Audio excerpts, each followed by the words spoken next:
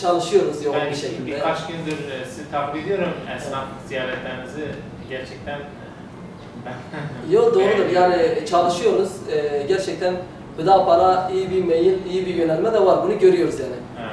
Selamünaleyküm.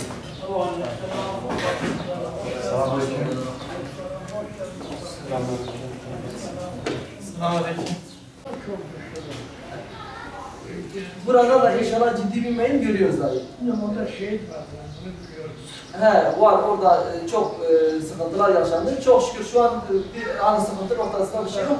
Ama halk hakikaten iki partiden de özellikle bölgemizde güçlü olan iki partinin de artık sıkıntılı olduğuna karar vermeye başlamış yani.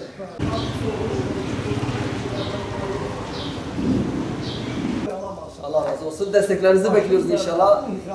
Bize verdiğiniz yine ait desteklerden dolayı çok teşekkür ediyoruz. Bu maalesef kapalı medyada, kapalı kutu olan medyamızda sizin bu desteklerinizden dolayı Allah razı olsun.